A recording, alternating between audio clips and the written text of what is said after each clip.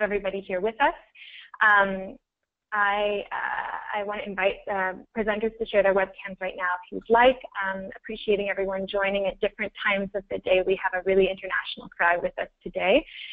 Before we get started with the actual webinar itself, I wanted to do a bit of tech orientation. You know, once it's begun. Fantastic, great. Welcome everybody. Are you able to see my PowerPoint here? I hope so. Yes, I can see the U.S. campaign. Fantastic. So welcome everybody to today's exciting webinar, which is answering the question, what makes Hewlett Packard such an important BDS target? My name is Anna Balzer. I'm Director of Organizing and Advocacy at the U.S. Campaign to End the Israeli Occupation. We are a national coalition of hundreds of organizations around the United States working together for freedom, justice, and equality through campaigns challenging all forms of U.S. complicity with Israel's occupation and apartheid regime. We are really excited to be hosting this webinar with the Palestinian Boycott, Divestment, Sanctions BDS National Committee, the BNC, and we'll be hearing a little bit later from Garrick Ruiz, who's the BNC's new North American Advocacy Advisor. So this is a joint project, and we're so excited that it could be so extensive and international. And Garrick and I are both part of a broad, growing international network of organizations waging campaigns to boycott and divest from HP companies. And there are campaigns from Los Angeles to Boston, from London to Rome, inside Palestine itself, and we see just how international this campaign can be. And we actually have folks who are planning to join this webinar and RSVP'd from Australia, Bahrain, Brazil, Canada, England, France, Germany, Indonesia, Ireland, Italy, Lebanon, Norway, Scotland, Spain, Switzerland, Tunisia, across the U.S., and of course Palestine. And we welcome everybody to the webinar. For those of you who are in groups looking for a strong target to take on, we really want to do all that we can to support you in targeting HP in your own community. And HP's oppressive practices, as we'll be hearing from today's speakers, are widespread not only in Palestine but across the U.S. and across the world. This webinar is actually the first of two webinars happening this month. This one is focusing on sort of the why HP, and the second one will be focusing on the how. So sort of how to wage effective boycott HP campaigns. And that'll be happening on Wednesday, September 21st, which is the International Day of Peace. At the same time, 2 p.m. U.S. Eastern, 7 p.m. Greenwich Mean Time, outlining different models for HP campaigns and sharing with you some new resources so that you too can bring a boycott HP campaign to your community. So please save the date, September 21st, Wednesday, in almost 3 weeks. Our first two speakers actually first spoke together, as far as I know, at the launch of a very inspiring ongoing HP campaign called Mass Against HP in Massachusetts in the United States. And we'll be hearing more about that specific campaign at our next webinar. But we are extremely honored to have as our first speaker today, Caroline Hunter, who was born and raised in New Orleans and graduated from Xavier University, where she was recruited to work at Polaroid Corporation in 1968. And 2 years later, Hunter and coworkers discovered a photo ID badge made for the Department of the Mines in South Africa.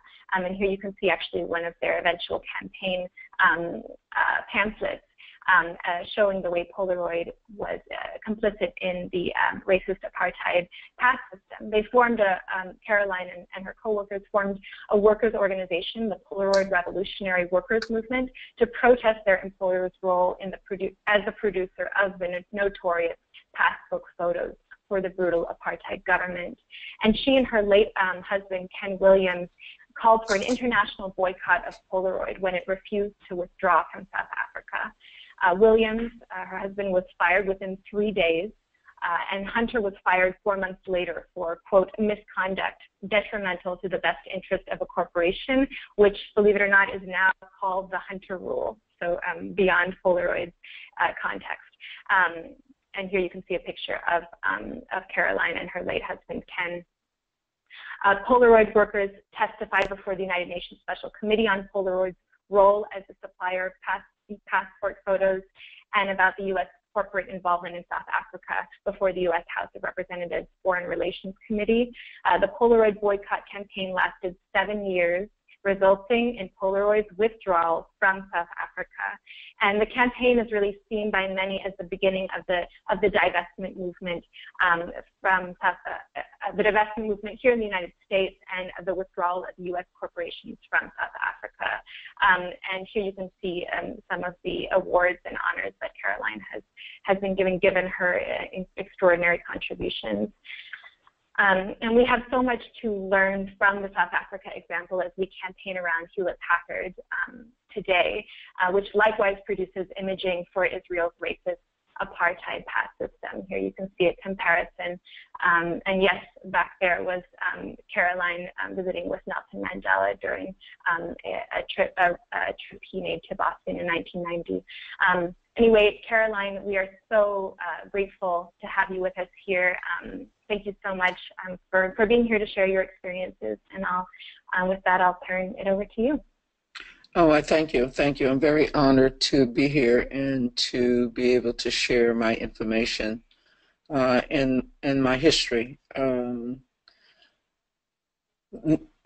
1970, I was an employee at Polaroid Corporation, and I went to pick up Ken Williams, I believe, for lunch. And on the way out of the office, particular office where he worked, we discovered or saw an ID badge made for South Africa. And at the time, Polaroid had the image of a, if you can imagine the two terms together, liberal corporation in terms of their hiring practices, because after the assassination of Dr. Martin Luther King, they hired about 900 black people within a short span of time, but also had to deal with a workforce that was not used to having black people within it. And so lots of workshops and lots of sensitivity trainings, as they were called, happened during that time. I was hired in 1968 as a bench chemist out of Xavier University, really the beginning of integration. I graduated in 1968 with a bachelor's in chemistry and integrated the scientific workforce in my lab, which was the color labs. And so after working there some time, I discovered many inequities between the practices, and both personally and otherwise, and was involved in several protests prior to discovering this ID badge. The ID badge was made in the persona of a black man who worked at Polaroid. It was a mock-up, and it included an African name in the Department of Mines. My exposure to South Africa happened many, many years prior to that as a 10th grader in my segregated Catholic high school in New Orleans, Louisiana, Xavier Prep, where I had a rare lay teacher, Mr. Valder, who exposed us to Cry to Beloved Country. And for many reasons, that book and the story resonated with me, and I grew up under segregation. Lived, I guess, what one might call a protected life under segregation, because I was not involved in protest. And as I recall, Mr. Valder was thought my generation, and certainly my peers, we were very complacent at the time during the civil rights movement. I remember learning again about apartheid in 1964 during the Charlottesville massacre, as we watched it on our black and white TV in the 7th Ward in New Orleans. And then my next exposure was looking at this ID badge and seeing Department of the Mines, Union of South Africa, and remembering those two incidents, prior incidents around apartheid, and looking at Ken and saying, wow, South Africa is a bad place for black people. And so we went home and did something I think people might find unusual today. We went home and did some research in the encyclopedias.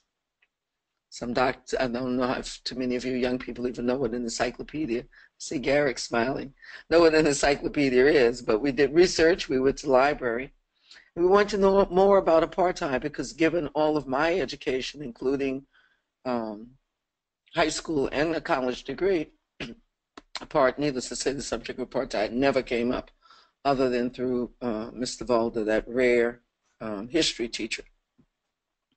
So we did research, and we began to understand what apartheid was, that it was a system of disenfranchisement of African people, a denial of their right to vote, their inherent right to vote, their right to own land, their right to citizenship within the land to which they were indigenous. And then we realized that Polaroid, as the maker of instant film, had a role not only in supporting apartheid, which many U.S. corporations did at the time. It's very important for people to understand that prior to our campaign and throughout many of these campaigns, our relationship, our governmental relationship with these countries through our corporate corporations and the government itself are not always the best. And so 650 corporations were doing business in South Africa at the time. And South Africa was considered a democracy, even though it denied its indigenous citizen majority of Africans the right to vote. So we decided we would take an action, and we got together, Ken and I and another worker. And on the weekend, we crafted a leaflet that said Polaroid imprisons Black people in 60 seconds, that they had sold their ID system to South Africa, that they would sell it to Mississippi, Georgia, and Alabama too, because many of you all ought to know race relations, which aren't that good right now, certainly were not that good in 1970 in the United States. And we brought these leaflets into Polaroid Corporation on the weekend using our Polaroid IDs to get access to the corporation on the weekend. And in the lab where I work, which was ironically called the color labs, because we worked on the color film, we put the leaflets up around the bulletin boards at Polaroid very neatly. We put them on inside the restroom stalls around the corporation. And on our way out of the building, put them where the corporate people parked, and then went home. When we returned to work on Monday, the Polaroid police and the Cambridge police were looking for us, and Polaroid did not know what to do with us.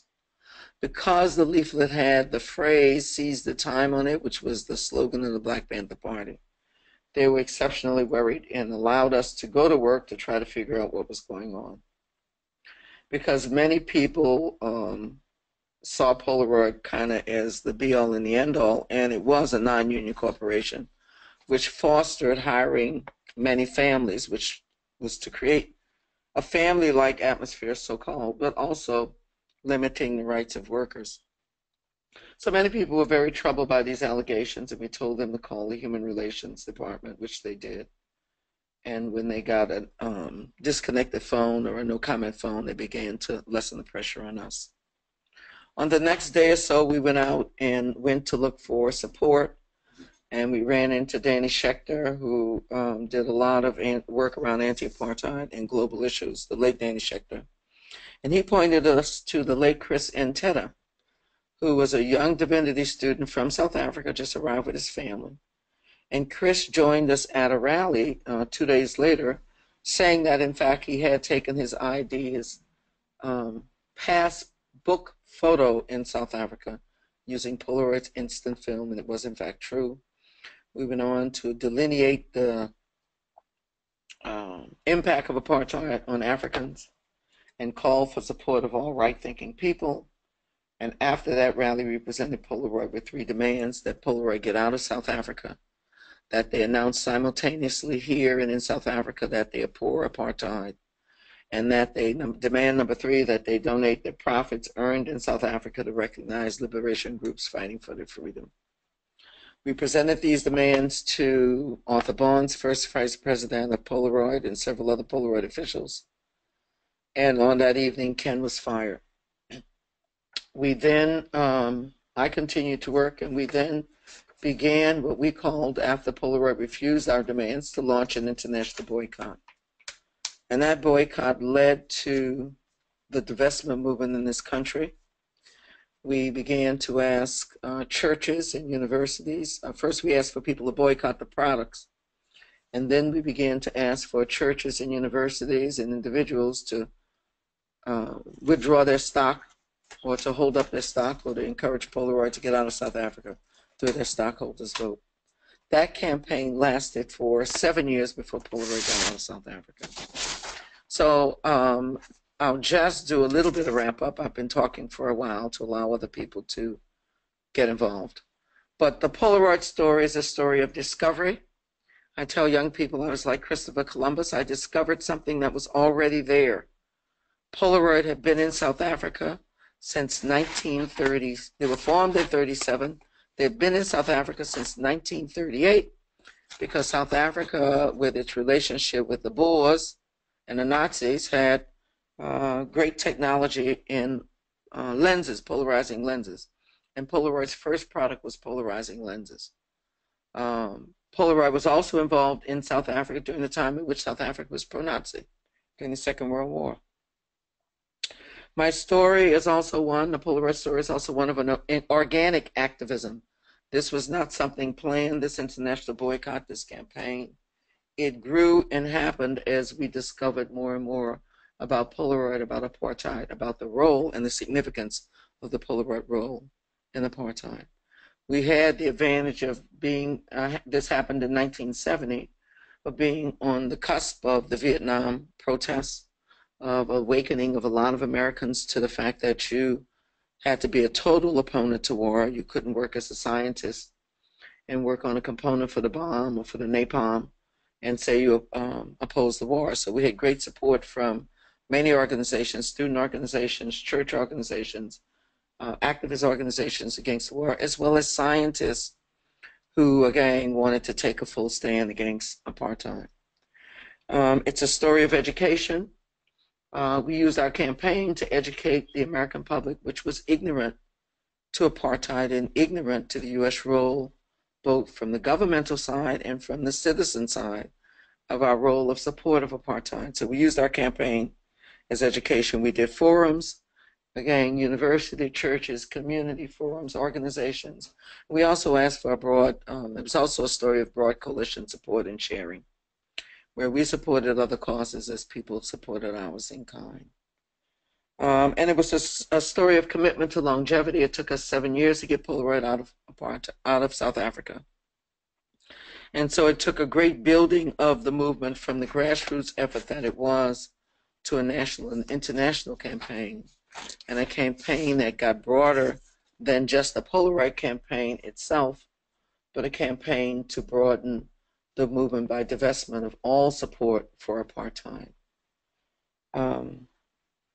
We celebrated the 45th anniversary of the Polaroid campaign in November, December rather, early November of October 2015, which was shown to you with the forum and the award. And I'll end with a quote from Mandela that says that the job looks difficult until it's done. Thank you. Thank you so much, Caroline, for that. And people can actually start typing in questions to Caroline using the online feature. I already see at least one there. She's graciously agreed to start responding directly to folks as the call continues. And if you're not online, you're calling in instead and you're muted, you can also send questions to membership@theoccupation.org or just reply to the email I sent you today with instructions for joining. Our second guest is Elizabeth Ruckus, a community organizer from Oklahoma living in Boston. She's a white, Christian, queer U.S. American. She recently went on a delegation to Palestine with the Interfaith Peace Builders, which is a member group of the U.S. campaign, focused on the American Friends Service Committee, AFSC's No Way to Treat a Child campaign. She works closely with Black and Pink, Jewish Voice for Peace Boston, Real Food Challenge, and Showing Up for Racial Justice Surge in Boston to connect movements working for racial justice, prison abolition, and decolonization locally and globally. Welcome, Ruckus. Thank you for inviting me here today, and I'm glad to talk next to you again, this time virtually, Caroline.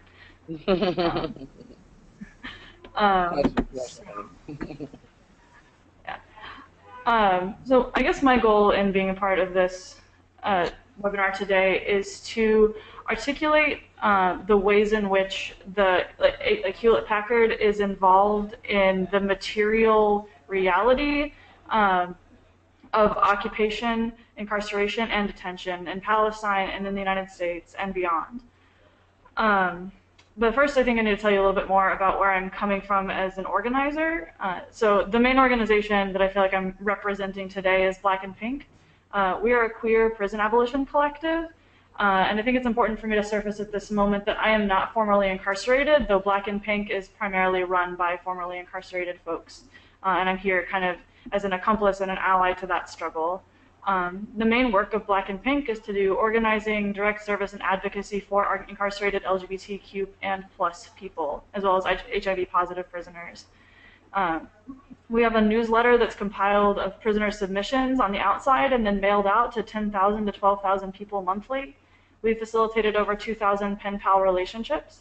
And we recently finished the largest ever survey of LGBT prisoners, where 1,200 folks took an extremely long survey and mailed it back to us, detailing their experiences while incarcerated.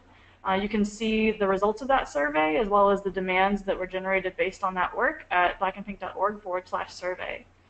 I think one principle that I hold deeply with Black and Pink and all of my organizing is that the most effective way to make change is to center those who are the most directly affected. And to follow their leadership. And that's what I see in the BDS movement and in Black and Pink and in other movements that are centering those people who have had the most direct experience. So I think, I don't want to assume people's knowledge level, but I'm going to assume that a lot of folks know the ways in which Hewlett Packard is involved in the occupation of Palestine. And I was refreshing my memory last night looking at all this stuff. And it's sort of like interesting, right? Because I went downstairs to I was carrying up like a bowl of potato chips up to my room last night. Like, oh God, it's just another Wednesday. And I bumped into my roommate and I started talking about this webinar that I was prepping for. And he was like, I just thought that HP was like the Dell of printers. And so I was like, I don't understand why Carly Fiorina ran for president like after manufacturing these crappy printers. But I was like, no, actually, like what HP does for Israel and in various forms is to run, is to serve, there's like, I get lost in the names of the different systems, but I know that they are involved deeply in the Basel project, supplying computer equipment and servers and maintaining servers for the IDF, the biometric ID cards and the checkpoint system they administrate in part through the Aviv system, I believe. And so like they're actually like running all of the background stuff that makes these things run. And then I also was just researching and found that Israeli Prison Services, IPS, also has their servers and their email archives and their printers and their computers supplied by Hewlett Packard. I found a statistic that in, I believe it was 2014, HP was paid 126 million shekels to complete 3 of 4 operating systems that the government wanted them to produce, which included a human resources system, a prisoners management system, and an intelligence subsystem to those different computer systems. And this is in many ways not so different from their role here in the United States. And I think that this is a story that is also about corporate consolidation. As I've been well aware for many years, very few corporations control most of like whatever kind of product. Like 5 food companies control most of the food that's produced in the United States. And I think that this corporate consolidation is both scary and overwhelming in the sense of like, holy crap, these people have way more money and personnel than I will ever have. And it's also a huge weakness because it makes us stronger when we have a single target. And there are so many little things to pull on that eventually the whole thing will unravel because it's like the same ball of yarn. HP is a company that could be connecting people for good, right? We could be here, like they could be facilitating any number of activities. But what they're doing is they're creating the material operations systems to manage people and manage people for their control. And that is true whether it's Palestinians or people of color communities in the United States or undocumented communities in the United States and abroad. They also engage in a lot of surveillance state type activities. And so this is like the question that my roommate Paul brought to me. This is like, oh, it's like, right, so it's like the reason Carly Fiorina ran for president in the United States is because HP is the security state in very important ways. A really concrete example of this is the California Department of Corrections, who spent like, I think, what was it, $116 million, and that was just the contract extension in 2014, to provide a full suite of IT services for their strategic offender management system. From their press release about this, it is a statewide management system designed to maximize access to offender information and to improve day-to-day business processes and increase citizen safety. And I'm struck here by the idea that they're doing business. They're doing business in the bodies of human beings that are often held in solitary confinement, who are cut off from friends and family, who are cut off from education, who are cut off from their voting rights. They're digitizing the records. They're tracking what activities these people are involved in, whether it's work sites or educational programming that is offered in the prison. They're tracking people very intentionally. This also gets translated outside of the actual prison. When people are released, they go back into communities, and if they have to engage with a parole officer or a probation officer, they continue to be tracked in the same system. And this is not just in California, but in other parts of the country as well. And what it actually does is, while they claim that this service will reduce the amount of people going back into prison, it actually facilitates people being reincarcerated for parole violations or other issues like that. Ruckus, sorry to interrupt. One thing is that we're getting some comments that it's hard to hear you and things are cutting out. So if there's anything you can do for that. And the other thing is the 10 minutes is almost up, so I wanted to let you know so you can close where you, yeah, sure. Yeah, so thank you for giving me the time check. I don't know if I can do very much about the echo in here. I'm at work and our internet is very bad, so I apologize for the sound quality. But yeah. So I got lost in my spiel here. But so what I wanted to ground this in is that I read dozens of letters weekly through Black and Pink from California prison inmates. And I'm thinking about the fact that HP manages their lives in the digital sense. And they enable prison guards and wardens and case managers to access all of their information and manage their movement through the world. But HP doesn't do things like say that solitary confinement is unacceptable. And we don't. Oh. I thought okay, sorry. Solitary, so HP services have not been targeted at actually reducing the real problems that are impacting the lives of people who are incarcerated in California or elsewhere. That includes things from lack of health care, toxic environmental conditions, lack of support for reintegration into society, and active abuse through solitary confinement and other punishment systems. And then they also profit from those systems by claiming I found a PDF of them selling this strategic offender management system to different prisons, and it's basically we know that bureaucracy is terrible and all these regulations are making your life harder, but you need to still manage your inmate population. And so it's in all of these situations, they frame themselves as morally neutral, but really what they're doing is providing the operational resources to occupation, detention, and incarceration. So, and I think that it's in counterpoint to the role that technology can and should play, like I pointed out with this webinar technology, in connecting all of us.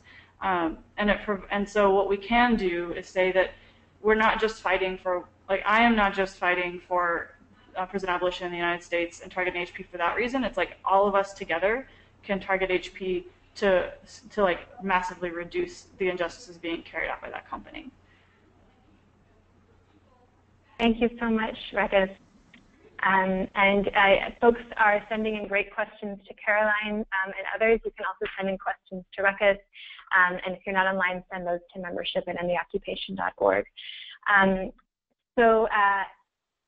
Our last main presenter is Dalit Baum, who's director of the American Friends Service Committee's Economic Activism Project, and in particular has spearheaded the extraordinary Investigate project and website, which you can find.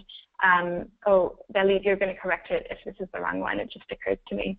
There might be a better way to get there, but I think this will get you there as well, which is an amazing resource for all things divestment, whether it's information on corporations, on investor activism, investor actions, organizing, etc. And I even wanted to show you the website itself, if I can share my screen here. Mm-hmm. Yeah, fantastic. So if you go to investigate.afsc.org, and actually look up Hewlett Packard, you can see just an extraordinary wealth of information about the corporation, and this goes for many other corporations as well.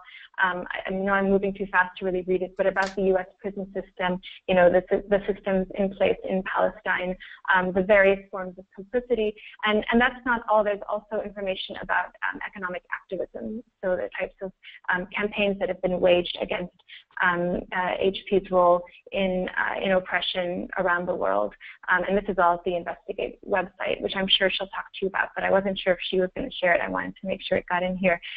So with that, I'll let Dalit speak. She's an amazing resource to us here in the United States, and we'll be speaking about the, HP's complicity in weaponry, incarceration, and occupation. Go ahead, Dalit. Thank you, Anna. How do I share my screen? That's my first question. I am not sure I know how to do that. Do you, Anna? Sorry, there should be a... okay. Yeah, I can't share your screen for you, but I can tell you to me. I think you did. I think you did it. Fantastic. I did it? Yeah. I did it! Yay! I'm so happy. Did it. So I wanted to show you some visuals. I don't know if people can see them now. I started tracking down Hewlett Packard as part of working with a team in Israel, Palestine, which was called Who Profits from the Occupation. It's still an independent research project, and you can see their website on whoprofits.org.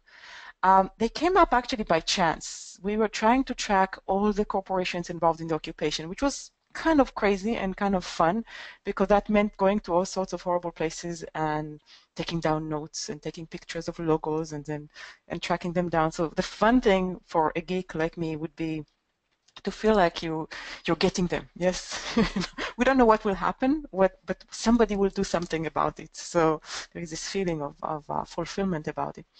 What you see in the slide is a picture of the Basel system. This is the first time when... Okay. Can people silence themselves? Thank you. The Basel system is a system that was devised specifically for military checkpoints in the West Bank. And it was actually put together by a company called EDS, Electronic Data Systems, and not by HP. HP didn't win that contract. But they just made that better by just buying EDS. EDS became a division in HP. That was a long time ago. As you can see in the picture on the left, that system of biometric identification for checkpoints is almost obsolete. This is a picture from Kalandia checkpoint. The machine is standing there. It's all dusty. And there is a new machine in use that looks into people's fingerprints. HP is still managing those systems, and it's still maintaining them in about a dozen checkpoints, but not for long. Who Profits doesn't really investigate military supplies, but once we started looking into Hewlett Packard, we wanted to know what Hewlett Packard does. And Hewlett Packard is one of the biggest IT companies in Israel. It's in fact the second largest IT investors in the Israeli IT sector after Intel. And they have a special relationship with the Israeli military. The Israeli military, which includes the Navy and the Air Force, it's all part of the same organization, has a special I hear a lot of noise. I'm sorry, I'm not sure what that is. That's odd. So they have a special relationship with Hewlett Packard, which means that Hewlett Packard is awarded contracts almost every year, huge contracts, without bidding for them. They are exempt from bidding, and they are actually the monopoly supplier of all computers, servers to the Israeli military, including whole systems of digitalization of the Israeli military. So they are also planning the way in which the computer should use their server farms and their laptops and printers. And you see some of the pictures of how this is being used. I don't know, maybe you don't see it because it's, but maybe you can see it. Anyhow, this is another way in which they are complicit. I don't know if you can you see this right-hand side of the screen, the one with the map on it? I'm just kind of curious about the way this works. Okay, so this is a brochure that was actually published by Hewlett Packard in Israel, something like 5 years ago, 4 years ago. It's remarkable. It's about a big project that they had with a big settlement city of Ariel. Of course, Ariel is an illegal Israeli settlement in the middle of the West Bank. And this is a brochure that was published by Hewlett Packard. And you can see what they write about Ariel, the capital of Samaria. Ariel is located in the heart of Israel, blah, blah, blah. In other words, they have produced this very political text. And they also have an R&D center, research and development center, in another settlement. So the simple thing about respecting international borders is not respected by Hewlett Packard. And that's another publication by the company Hewlett Packard. This is a PowerPoint that was produced in English for an American audience, explaining what I think is our biggest problem with HP. HP, as Ruckus said before, manages people. This is what they do. They manage big populations. What we have overlooked is that beyond managing the movement of people through checkpoints, they also manage the entire Israeli registry. The Israeli registry of companies is managed by Hewlett Packard as a subcontractor that actually manages everything. It's not just providing systems. And this registry of population, as you can see on this PowerPoint prepared by the company, has a special rubric there under nationality that says Jewish. So it is stratified by ethnicity and by religion, and it is the primary tool for distinguishing between people based on their ethnicity and religion. And of course, this is a primary tool for discriminating against people, or the primary tool, if you wish, of apartheid. And this is what makes them the counterpart of Polaroid. Because just like the passbooks in South African apartheid, Israelis and Palestinians are required to carry IDs at all times that distinguish between them. And this is also true for Palestinians who live as citizens of Israel. Their IDs are marked differently, and this is all managed by Hewlett Packard. And that's the analogy that we're trying to make here today, to show this as two parallel campaigns. Finally, I wanted to say just 2 words about what's happening with the corporate structure, because it's a little complicated and it might confuse people, and I think it's good if you had a little bit more information about that. What used to be the Hewlett Packard company had a bunch of subsidiaries in Israel, the main one called HP Israel, but also many, many others. This is a bunch of different subsidiaries. They are not even direct subsidiaries of the US company. They are subsidiaries of some Dutch companies with a very complicated structure, but they are full subsidiaries of Hewlett Packard, bringing it up to 6,000 employees and 4 production sites. So there's a lot of production also going on in Israel of different things, usually printing stuff. Now, the company has split last November into 2 separate companies. One is called HP Incorporated, and that's the company that produces printers and laptops and anything that goes to the consumer markets, what you and I can buy. The other company is called Hewlett Packard Enterprise, usually referred to as HPE. And that's a company that does work with enterprises, with big corporations, with governments, with cities, with the Israeli military, I presume. These are 2 separate companies. On the other hand, I put the equality sign in there because there are still many connections between the 2 companies. So this is a quote from Meg Whitman. She is the president and CEO of HPE, but she's also the chairwoman of HP Inc., same person. And this is when she is trying to reassure investors that they shouldn't worry about this split. They can still bid together. They will still follow up on contracts together. They still share, of course, their reputation and logo. They still, of course, share some of the supply chain. And the 2 companies, in many cases, are still in the same offices. They have 2 separate legal entities, but they have not separated into, let's say, competing agencies. They will not compete. They will cooperate. That's one of her announcements back in November when the split took over. So if we go back to the corporate structure, we have these two companies in the US. These are the global companies. What's happening in Israel, as I said, we have all these different subsidiaries. As far as we know, HP Israel is also split into two companies, HPE Israel and HP Israel. They are sitting in the same office, just in different floors. And this is what we think has happened. Some of these subsidiaries are associated with the one company and the others with the other company. That's what we have so far. If we look at the different contracts that I have described to you before, I suppose all of them are contracts with the government, with the Department of Defense, with the Israeli prison authorities, as Ruckus has described. So they should go to enterprise. The question is, does HP Incorporate also operate these manufacturing facilities? Does it use the R&D center in a settlement? What is its policy when it comes to working in settlements? What is its complicity in providing printers and laptops that are used in the supply chain towards the contract with the Israeli military and so on? And these are many questions that we want to ask the company until we find out that they really want to or intend to step away from this complicity. Just one last word.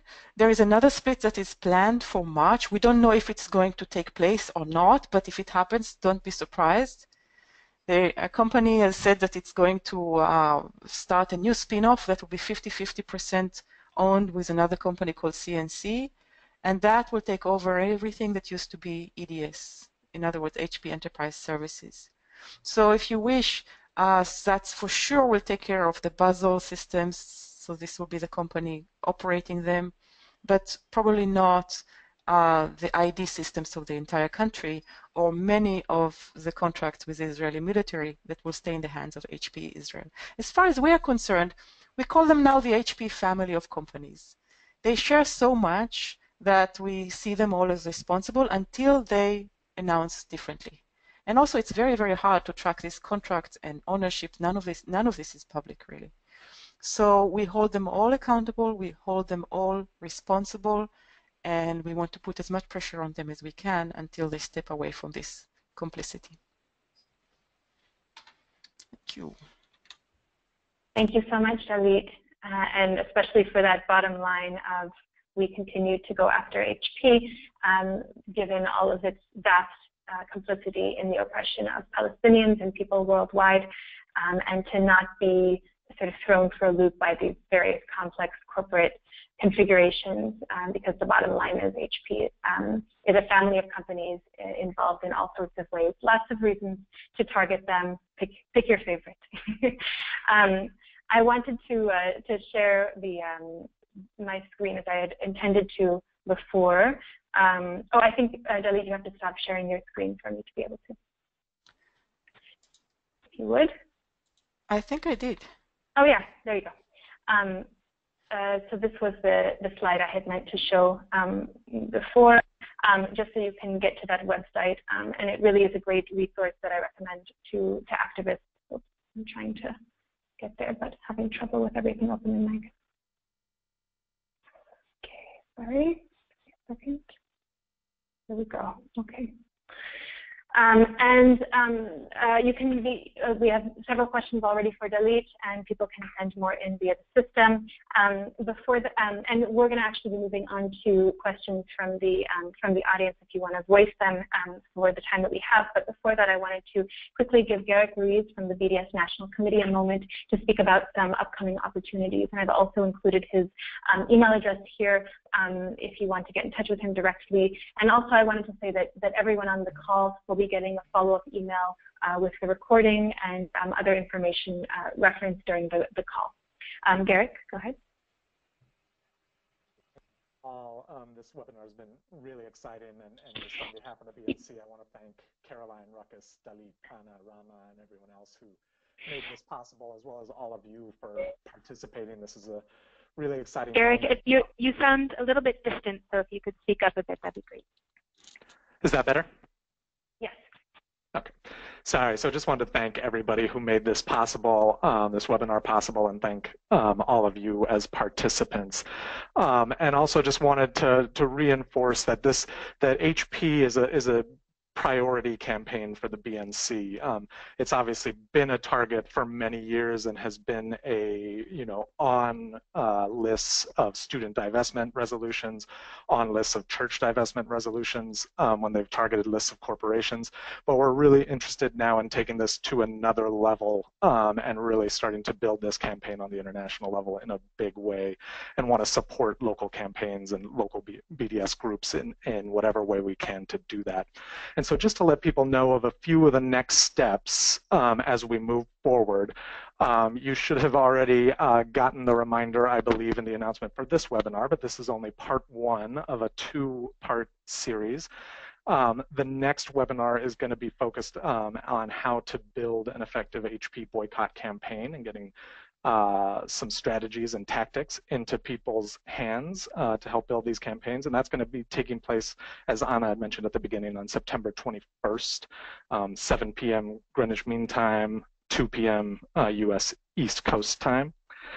And we'll also be working on resources for local groups. So that's something to watch out for, and something you can be in touch with me about as well.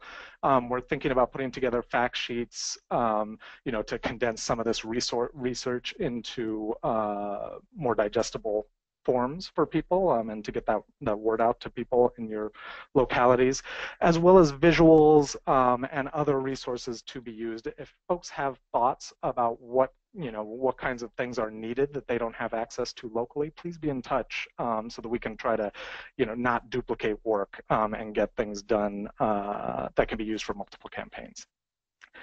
Also, just to let folks know, for folks in the U.S. specifically, I know not everybody's in the U.S., but for folks in the U.S., one big next step is at the U.S. Campaign Conference, October 14th to 16th, entitled "Which Side Are You On? Taking a Stand for Palestinian Rights."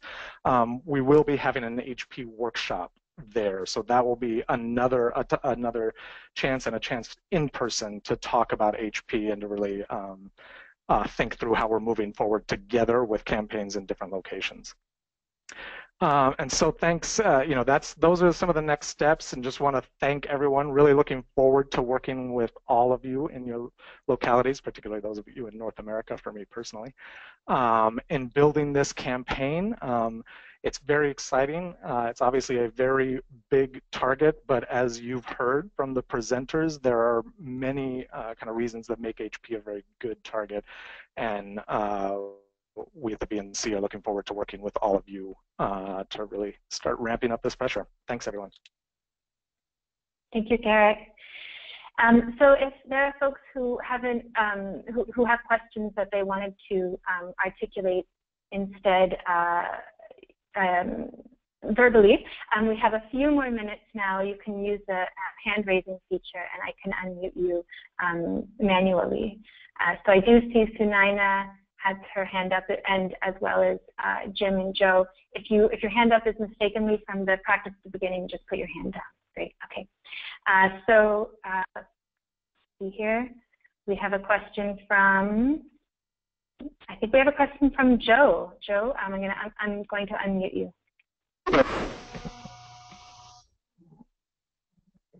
Joe, did you have a question, or maybe your hand was up from before? No. All right, might be from before. I'm going to mute you again. So we have lots of questions coming in written. If anyone has a question they'd like to articulate, now's the time. And otherwise, I can actually look to some of the. Actually, I had a question. Well, nobody else is asking one, and it's to Caroline. I have gotten a lot of.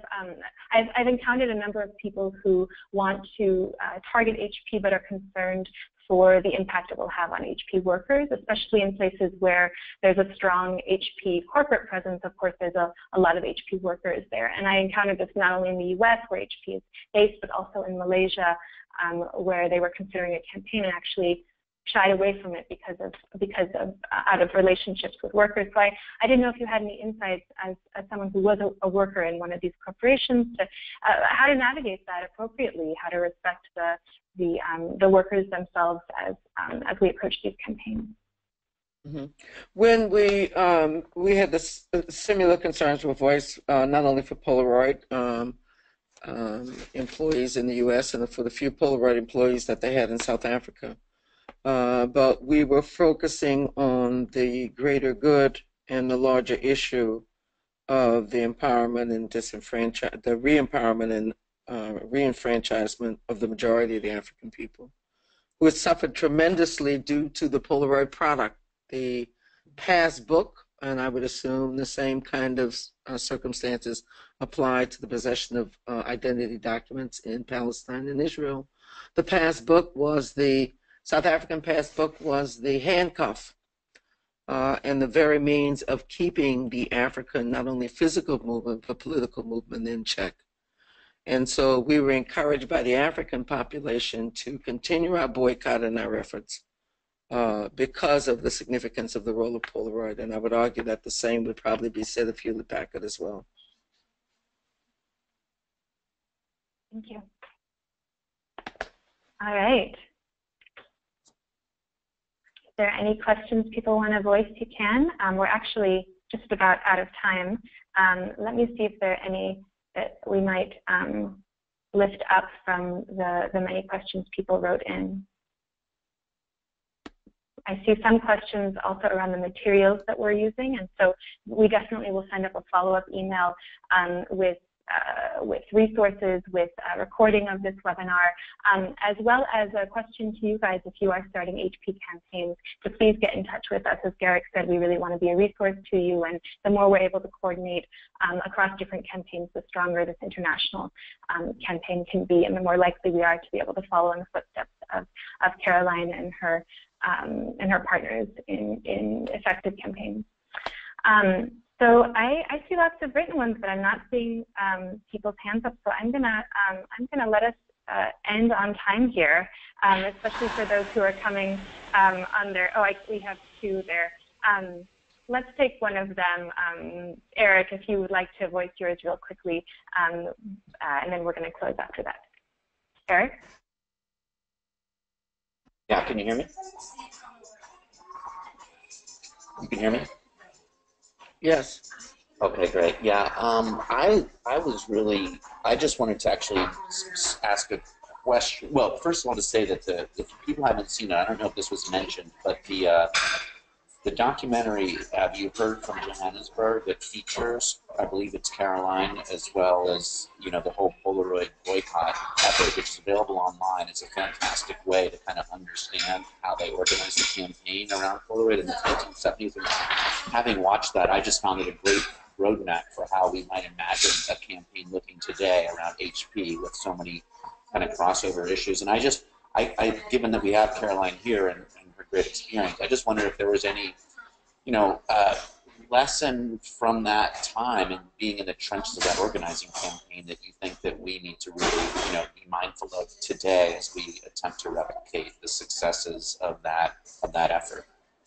Yes, I'm glad you brought it up. I'm sorry I neglected to mention it, but Connie Fields of Clarity Films has done a wonderful series about the whole history of the anti-apartheid movement. And part 4, The Bottom Line, features the campaign, the Polaroid campaign, and the work of my late husband, Chris and Ted, and myself. But it also looks at the shell boycott by students in the U.S. and abroad, and also at the Barclays campaign. And I think the lessons are really instructive from that film because, again, it goes back to those things about the primary, I'd say there are 2 parts to the HP campaign. It's to get HP out of its support, out of Israel, to get it to diminish its support for Israeli apartheid, but also to limit its contracting within U.S. cities and towns. That's the point of our Polaroid campaign. We had a city council that's very responsive, and the point of the Polaroid campaign was to launch the campaign in early spring and then use the rest of the time as an education campaign. So the goal is not just to limit HP's role in support for Israel, but to use it as a way to educate the general public, which is familiar with HP as a consumer product. The familiarity of the public with the Polaroid consumer product was an entry point for us to be able to start our education campaign. So I think it's very instructive to look back and see that the only way to broaden the coalition is to broaden the knowledge base, and that's really up to us because we have a media shutout. I was very impressed a couple years ago when I got involved with the Gaza campaign at the volume of work that's being done on college campuses. That is not filtering out to the average person, even in the town where the colleges exist. So to penetrate the media blockage, you need a campaign like the HP campaign to broaden the public base and broaden the knowledge base, and then you can try to work on coalition building and doing the kinds of things we did during the Polaroid campaign. Thank you. Thank you so much, Caroline. So with that, we're going to close. We will be sending, again, a follow-up email with this information, including the information about Have You Heard from Johannesburg, which is an extraordinary documentary, as others said. And our next webinar is going to actually feature some of the ins and outs of the campaign that Caroline was just referencing, Mass Against HP. We'll have Tariq Abu Jabara from that campaign. We'll have Salim Alam from the Palestine Solidarity Committee in the UK, folks from around the world. We'll have folks from the BNC again talking about how we wage effective HP campaigns. So please mark your calendars, September 21st, same time, same place. Make sure to RSVP, and thank you again to all of our presenters. Thank you. And to everyone who was able to join us.